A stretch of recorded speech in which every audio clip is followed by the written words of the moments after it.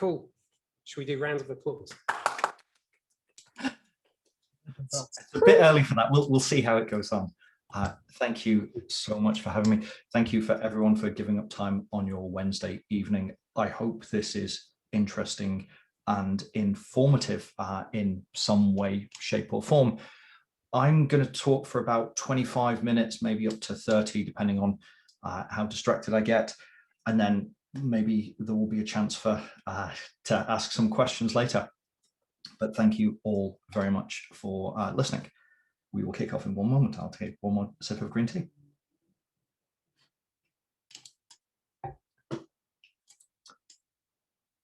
Six years ago, Dave Thomas, one of the creators and signatures of the Manifesto for Agile Software Development, gave a talk entitled Agile is Dead. What Dave did to try and kill off Agile, I'm going to do tonight to try and kill off MVPs. Let's do this. But before we start, I want to give everyone a very clear warning. If you listen to this talk and you end up questioning things that you thought were good practices, not my fault. If you end up confused about literally everything within the product world, not my fault. If you end up falling asleep and hitting your head on your desk, all right, that one would be my fault. But the first two, questioning or confused, not my fault. I'm giving you this warning about my talk so you know it's like that. So what am I going to talk about? Well, there are 5 main areas I want to cover this evening. Firstly, I'm going to explain who the hell I am. Then I'm going to talk in the main body about finding and using your purpose, creating a valuable customer proposition through innovation, and then delivering that customer proposition without an MVP because they've been murdered. After that, you can ask whatever questions you like, such as, why didn't you give a bigger warning before we started? Or just, hey, Phil, are you okay? Let's kick off by answering the burning question. What gives me any right to talk? The short answer is nothing. I have no right to talk. Nobody does. All I can do is share my experiences about what I've done before and. These are my views. This is not a view of and, it's just my personal experience. So what have I done? Well, I was the Chief Product Officer at Money Dashboard, and we won 2 back-to-back British Bank Awards when we were there, on one of the oldest fintechs in the UK. And then I was involved in a private funding round of over $1 million and a Crowdcube fund of $1.5 million, which at the time was one of the largest crowdfunding rounds in the UK. I then went to work with the co-founder of Monzo, Jason Bates, as part of a customer team, as part of a new team building and designing a new bank for Standard Chartered in Hong Kong. Jason was the customer lead, I was the product lead, and we went from blank page to customer proposition to funding, proof of concept, building out, and handing over to a brand new team in Hong Kong for a mobile-only bank called Mox. Everything I'm sharing today is based on my unique experiences. I hope you find them insightful. I'm going to start with purpose. This is something you've probably never heard anyone talk about. Simon Sinek. Before we talk about purpose, there is a good question to ask. Purpose and vision, what is the difference? Well, firstly, on vision. Soichiro Honda allegedly said, vision without action is a daydream. An action without vision is a nightmare. It might actually be based on a Japanese proverb, but either way, vision looks pretty good. In fact, vision is the start of the traditional triplet of product vision, product strategy, and product roadmap. See, there's an interesting thing about vision in that researchers have actually studied how much customers pay attention to your vision. This graphic shows just how much they are aware of your vision. None, nothing. I've only ever cared about the vision of products I've actually been involved with, that I've been building. Even my favorite apps on my phone, nada. An immediate upcoming release, yeah, okay, I'm kind of maybe interested in what's coming next, but their actual big long-term vision, nah, nothing. And that brings us back to purpose. There can't be anyone in this talk this evening who hasn't seen the golden circle before. This is our purpose from Money Dashboard. We exist to help people achieve their financial goals. What is the secret to a good purpose? Well, it's all about the difference you'll make in customers' lives. And that's cool. But let's ask a meta question. Why start with why? Well, purpose stimulates the limbic system, the emotional, non-conscious part of the brain. The limbic brain is where you make almost all of the decisions in your life. But purpose doesn't just stimulate the limbic system, it inspires people, it gets people to believe, it gives people a reason to get out of bed. The purpose we had at Money Dashboard, that wasn't a job, that was a reason for being, that motivated people to make a difference in people's lives. It taps into us on a deep level, unlike cold, rational arguments do. Purpose brings clarity and drive. Not vision, not goals, those are the end state. And purpose is not limited. Purpose is a present, continuous state. So the vision is the finish line in a marathon, but the purpose is the reason you started running. It's who you actually are. You can have goals, you can have a vision, but they change over time. You're now a runner because of the purpose that you've set. So what can we do with purpose? Well, as I said, purpose is the emotional seed of your vision. Without it, your product vision is empty, it's soulless. I will be perfectly honest, the work I did in Hong Kong for Standard Chartered, that change was happening because of an upcoming legislation change that allowed mobile-only banks, kind of like what happened in the UK. Standard Chartered didn't really have a genuine purpose, at least in my eyes, for their company or their business in Asia. So what did we do? Well, we created one just for Mox. We set a purpose, a reason for existing, a reason for this product, for this entire opportunity to exist. If the company you're working for doesn't have a real purpose, something, a reason for being, that doesn't mean that the product that you're building, the product that you're shaping within it, can't have a genuine purpose as well. So I spent a lot of time uncovering the macro and micro jobs of our potential customers, and we use that to shape a customer proposition. More on that in a moment. And with the purpose that we set and the customer proposition we built, we created then the inspiring vision 2 years from now, 3 years from now. And that's literally what we did. We created a vision. We made a 2-minute movie trailer of what Mox could look like. It was set 2 years in the future, and we did that halfway through a 10-week innovation engagement. We'd started work on a proof of concept for a new general ledger, but we needed what we had to ship. We needed to ship something to share back to the executive committee of Asia. And that's what we did. So 5 weeks in, the execs of the business came in, they saw a 2-minute video of this is what Mox will be in 2 years based on that purpose and proposition. And they said, we want that. And there and then, halfway through the innovation project, they greenlit the whole project, sorted out all the funding. And that was all driven from starting with a purpose and building a real proposition, and then creating the product vision, the 2-minute vision of our future that we played as a movie trailer. All of this segues nicely into creating your customer proposition, which I was just talking about, and doing that through the dreaded innovation word. This is the conventional wisdom. Innovate away, and when you're struggling, copy from someone else's homework. Sure, we've all seen something like this. Well, in my view, it's wrong, specifically the punctuation. This is the guiding mantra that I picked up when working with 11FS. Obviously, I'm paraphrasing Jim McKelvey here, the co-founder of Square, along with Jack Dorsey.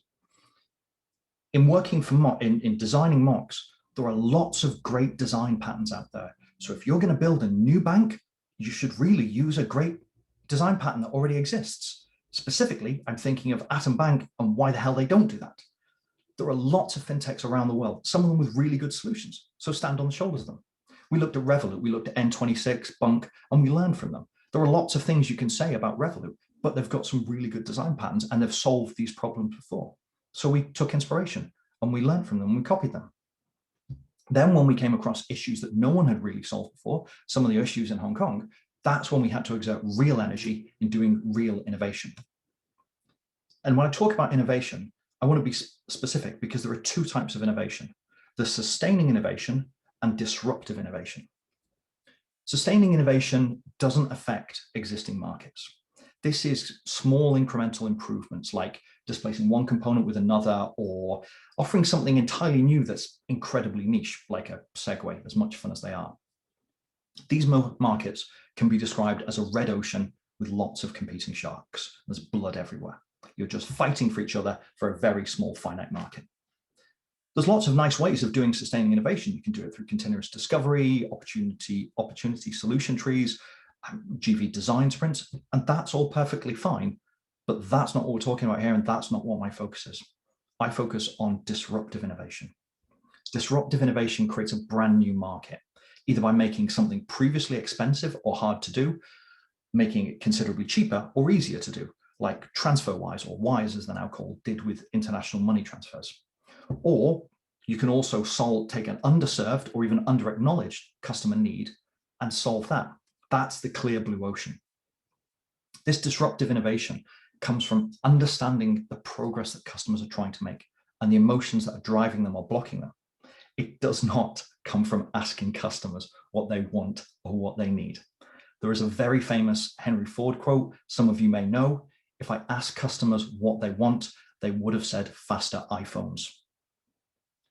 There are two really nice tools for disruptive innovation. One of them is Blue Ocean Thinking. You can get that from the original Blue Ocean Strategy book or from the sequel Blue Ocean Shift.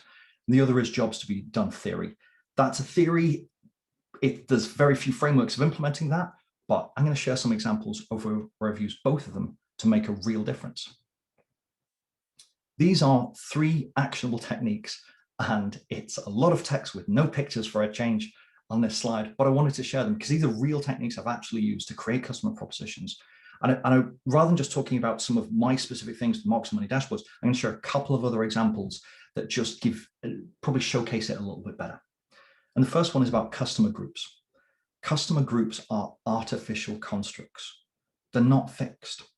Citizen M hotels and the boutique hotels famously redrew the boundaries of customers to create an entirely new type of hotel. It was luxury, but it wasn't the pretentious 5-star. They got rid of an awful lot of things that you would expect to have in higher end hotels, like there were no sofas in the room, there were no check-in desks, their rooms were considerably shrank in size, and they had no on-site restaurants. Instead, what Citizen M did, and they were the first ones to innovate on this, is they looked at what was really important to a traveler who's prepared to pay a bit of money, pay a bit extra. They like nice things and they've got that affordability, but what really matters, and what matters, and certainly what matters to me, is I want a good bed. I want a really comfy night's sleep. I want soft, crisp sheets. I want quiet rooms with nice insulation. And the next morning, I want a really powerful shower. You've very possibly stayed in similar things. Premier Inn are doing that at a much lower price point. BIS are doing the same as well. But this all came from redrawing customer groups instead of budget hotels, mid hotels, and high. They redrew it. And they also looked at who their customers are not, their anti-customers. And in some areas, they increased their spending in bed quality, in noise insulation, and as I said, the shower the next morning, which is one of the things that I cannot live without before starting work of the morning. In some areas, they completely ruined, as I said, they removed like check-in desks, on-site catering. I don't want to eat in a hotel when I go down to London in a couple of weeks. There's more than enough places nearby that are absolutely fantastic to go out and eat. So get rid of the hotel, get rid of the on-site catering. Second example is following the money. It's a great journalistic trait. And as we know, money doesn't grow on trees. So it's the question of where does it come from? Where is the money actually coming, either from a B2B purchase or from a consumer? I'll give you the example of Hong Kong, but I'll talk about one of the rivals in Hong Kong. In Hong Kong, there's an app, some of you may know, called PayMe. It is a way of splitting a bill with someone, or someone will pay you back. Venmo is obviously incredibly popular in the States. PayMe has been going for a long, long time. It's run by HSBC in Hong Kong. And there are similar things in the UK, like Barclays Ping, I suppose, but you can basically just pay your friend as they pay for lunch, something like that. Or what happened with PayMe is that there was an unmet need. There was an issue that was not solved, which was, let's say I go out for lunch next week with Stuart and Adam, and I say, oh, if you guys are going to pay short, I'll give you the money, kind of thing. And I forget. In Hong Kong, it would feel awkward to ask in any country on the planet, but especially in Hong Kong, the culture would be so embarrassing to, if I forget for either Stuart or Adam to remind me of like, you haven't paid me, I would then feel so mortified and so embarrassed. So you've got this level of emotion, but it's driven to the nth degree in Hong Kong.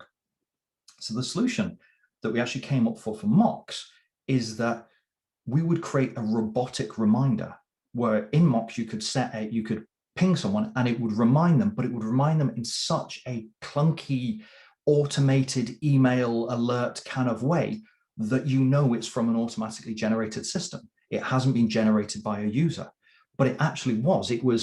It removed that emotional layer.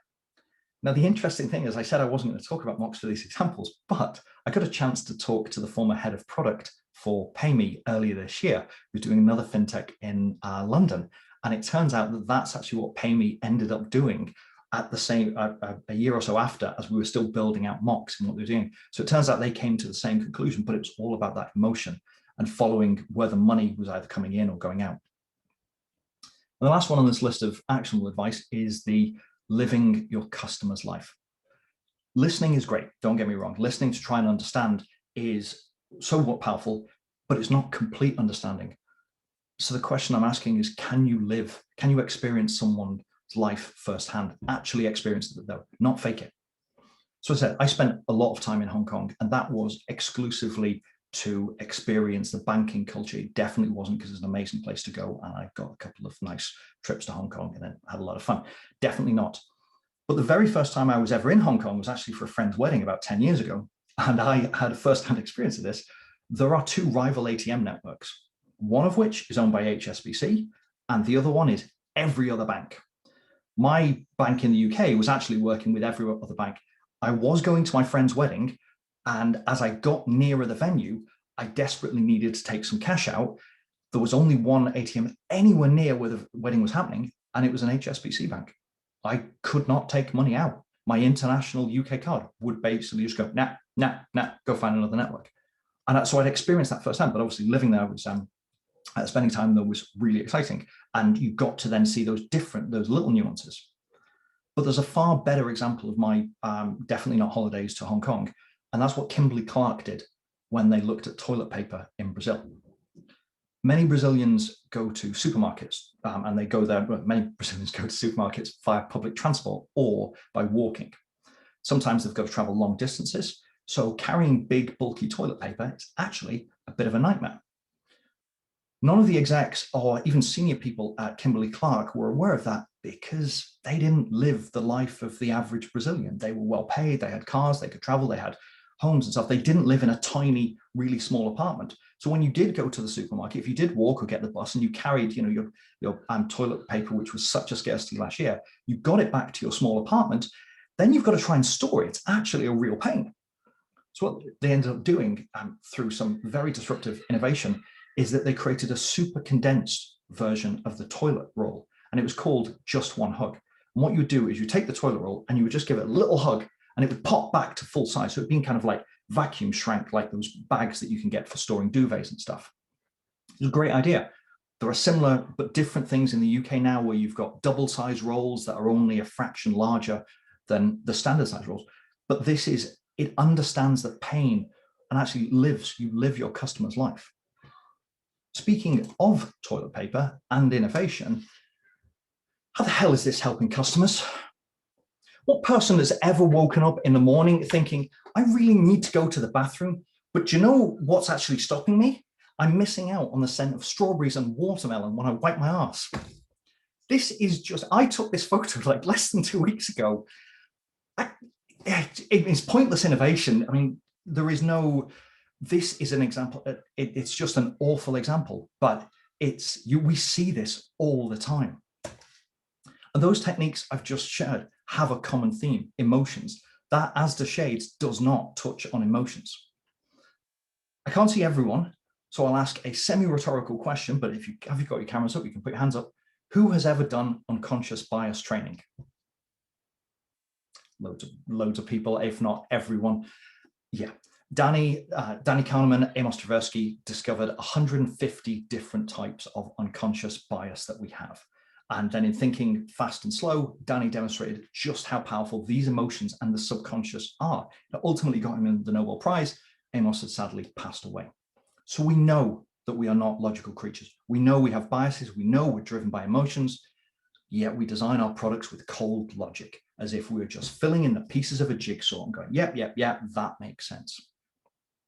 Since I started working with Money Dashboard, and this is going back 5-6 years now, I was super clear about one thing above everything else. And that was that emotions drive people and customers are people. So emotions drive customers. What you're looking at here is the 4 forces model by Bob Moester, one of the co-creators of Jobs to be Done theory, alongside Christian Clayton, the late Christian Clayton. The 4 forces model it talks about the bigger picture is what is the progress a customer is trying to make, not what pains they have, not what needs they have, but what progress they're actually trying to make. And then we try and uncover what's stopping them from doing it, what's stopping them inside their own mind, like anxiety or habit, what is attracting them to that future state. We don't have anywhere near the time that I'd like to talk about jobs theory and the different frameworks that you can try and use to create it. But these 4 emotion-based factors, they are really valuable and they're different in different situations. So the question is, can you increase the green arrows to make them bigger? And can you decrease the size of the red ones? You will notice that during this time, I've been talking about customers. And as I've been giving the speech, I have just referred to them as customers. They are not users because I'm not a drug dealer, and they are not target customers because we're not at war. Words matter.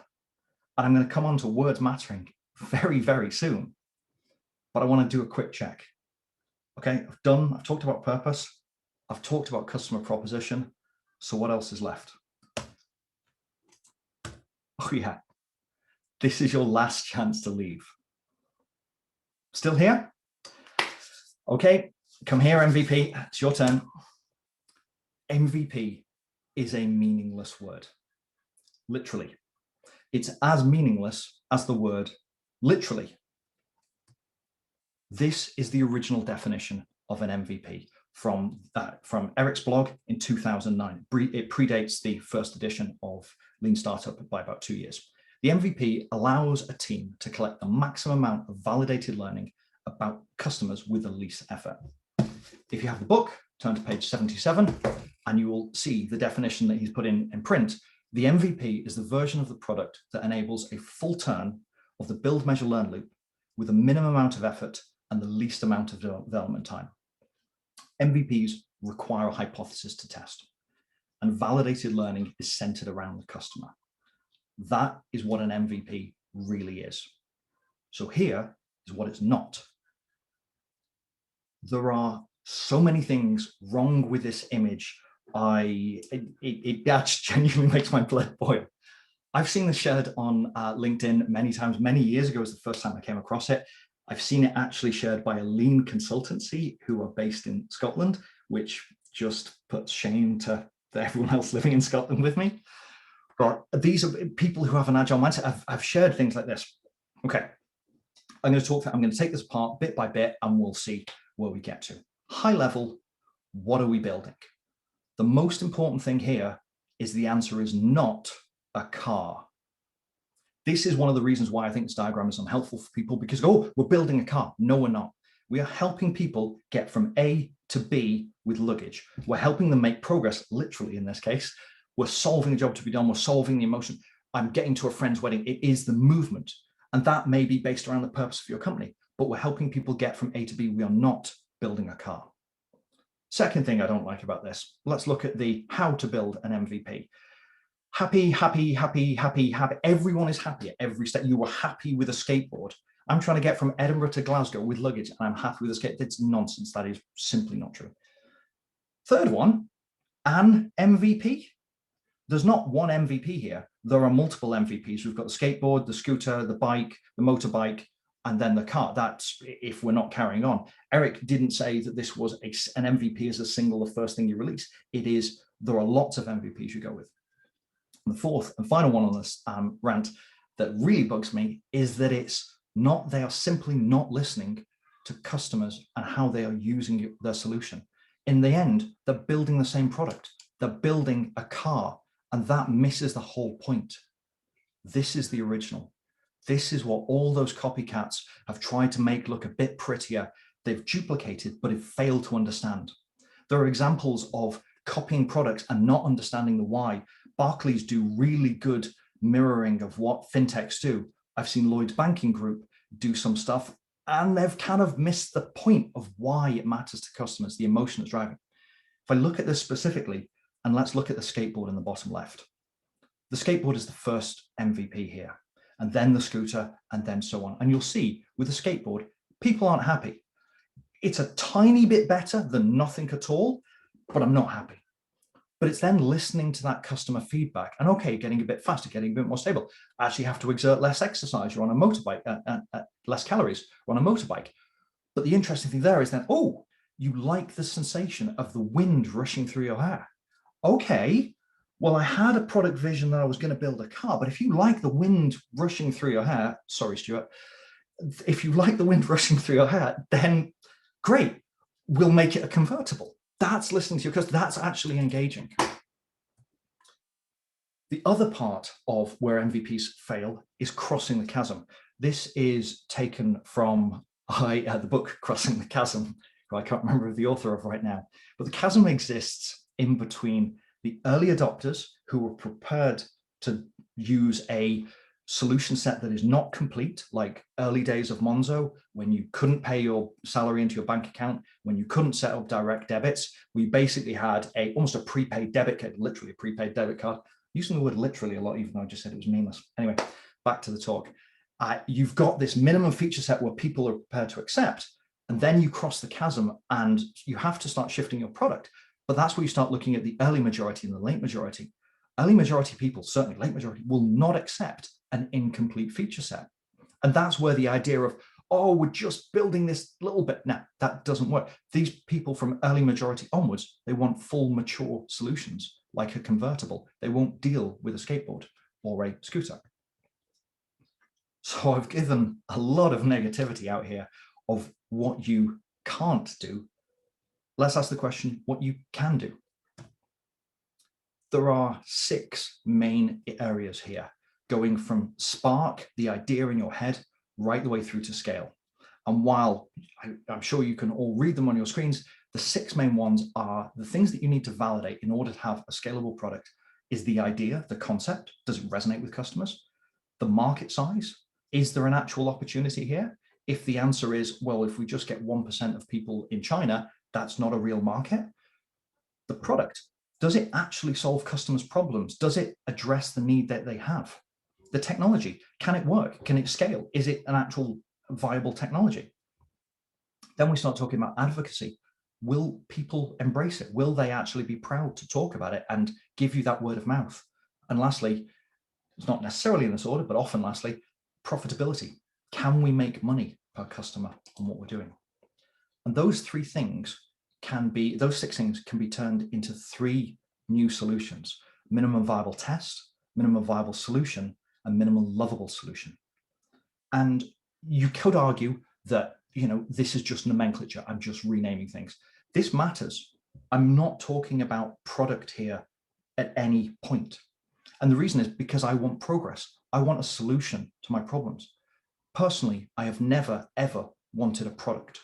I've wanted a solution.